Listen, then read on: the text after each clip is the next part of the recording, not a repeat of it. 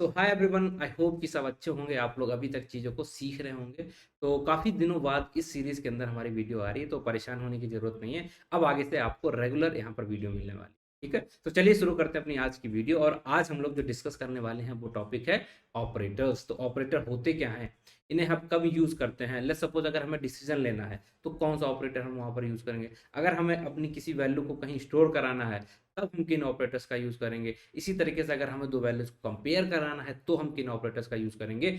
ये सारी चीज़ें आज की वीडियो में हम लोग डिटेल में देखने वाले हैं। तो चलिए शुरू करते हैं अपनी आज की वीडियो। तो सबसे पहले हम लोग समझते हैं कि ऑपरेटर्स होते क्या हैं। राइट, पहला क्वेश्चन हमारा क्या था कि ऑपरेटर होते क्या हैं, कहाँ पर हम इनको यूज़ करते हैं। चलिए, तो सबसे आसान सी इसकी डेफिनेशन क्या हो सकती है। Operators are used operators are used to perform to perform what to perform operations, right. तो ऑपरेशन करने के लिए जिन चीजों का हम लोग यूज करते हैं उन्हीं को हम बोल देते हैं क्या, ऑपरेटर्स।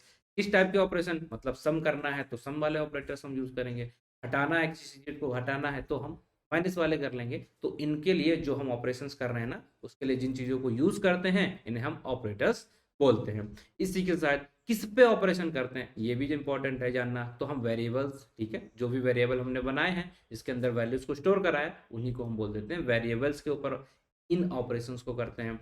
या वैल्यूज, ठीक है, डायरेक्टली कोई वैल्यू है उसके ऊपर हम ऑपरेशन करते हैं। तो इतना आई होप कि आपको समझ में आया होगा। अब हम थोड़ा सा बात कर लेते हैं कि हमने अलग अलग टाइप में ऑपरेटर्स को डिवाइड किया तो वो कौन कौन से टाइप होते हैं, ये सारी चीजें भी हम लोग समझ लेते हैं।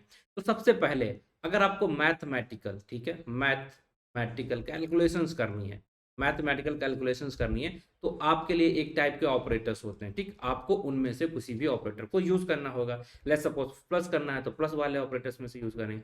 क्या होता है इनका नाम अभी हम देखने वाले हैं, थोड़ा सा आप वेट करिए। इसके साथ दूसरी चीज हम क्या करना होता है यहाँ पर, कभी कभी हमें चीजों को यहाँ पर वेरिएबल्स जो होते हैं उनसे रिलेटेड हमारे कुछ ऑपरेटर्स होते हैं। तो वेरिएबल बेस्ड ऑपरेटर को हम क्या बोलते हैं, वेरिएबल बेस्ड ऑपरेटर। इनको भी हम समझेंगे अभी।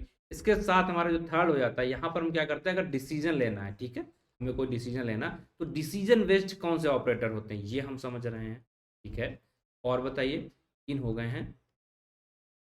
ठीक है, अब हमें यहाँ पर कोई कंपैरिजन अगर करना है तो दो चीज़ों के बीच में, किसी चीज़ों के बीच में अगर हम कंपैरिजन करना है तो उसके लिए जो हम ऑपरेटर्स यूज़ करते हैं उनका क्या नाम होता है ये हम यहाँ पर समझेंगे आज की वीडियो में।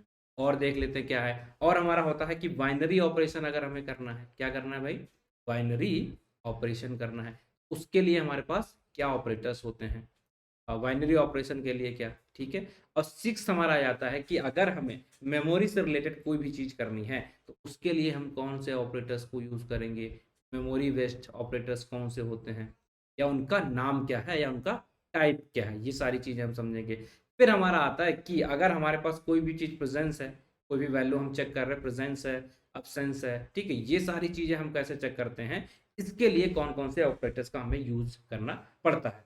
तो ये हमारे कुछ टाइप के ऑपरेटर हो गए। अब इन सारी चीजों के ऊपर क्या नाम होते हैं ऑपरेटर के वो हम समझ लेंगे। तो सबसे पहले आपको क्या करना है, मैं तो भाई कलर चेंज कर, ठीक, तो चेंज कर दिया है कलर।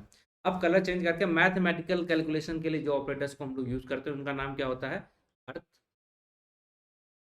Arithmetic operators. ठीक है, अर्थमेटिक ऑपरेशन। तो अब आपके दिमाग में रहना चाहिए ये बात कि अगर आपको मैथमेटिकल कैलकुलेशन करनी है तो आपको कहाँ जाना होगा, अर्थमेटिक ऑपरेशन जो होते हैं उनके अंदर से चीज़ों को देखना है। इसी तरीके से अगर आपको वेरिएबल बेस्ड चीज़ों को करना है तो आपको क्या करना पड़ेगा भाई, असाइनमेंट। ठीक है, क्या होता है, असाइनमेंट ऑपरेटर, इनका यूज करना पड़ेगा। डन। चलिए, अब हमें क्या करना है, दो चीज़ है उनको कंपेयर करना है। तो कंपैरिजन के लिए इधर लिखा, तो इसको हम क्या बोलेंगे, कंपैरिजन, कंपैरिजन ऑपरेटर। आगे की वीडियो में हम आपको बताएंगे कि कौन से होते हैं कंपैरिजन ऑपरेटर, या इनके बारे में किन चीज़ों को आपको ध्यान रखना है। ये सारी चीज़ें हम लोग आगे की क्लासेस में देखेंगे, एक एक करके सारे ऑपरेटर्स को समझेंगे अच्छे से। इसके बाद अगर हमें डिसीजन लेना है तो डिसीजन लेने के लिए किन ऑपरेटर्स का हम लोग यूज करते हैं, लॉजिकल ऑपरेटर का। चलिए, ये भी हमें बात समझ में आई।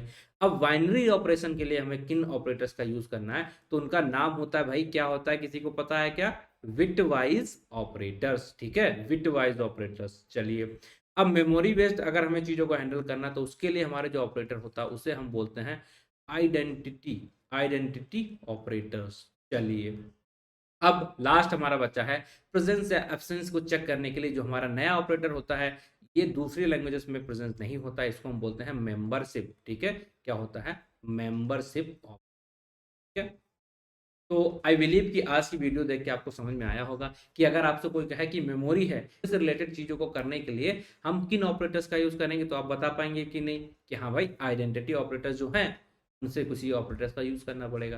डिसीजन लेना है तो लॉजिकल ऑपरेटर के अंदर जाओ, आप उनमें से किसी को यूज करो। तो आई होप कि आपको ये वीडियो इन्फॉर्मेटिव लगी हो और एक एक करके सारे ऑपरेटर्स को हम अपनी आने वाली वीडियोस के अंदर कवर करेंगे। Thank you for watching the video. मिलते हैं आपसे नेक्स्ट वीडियो में। Thank you.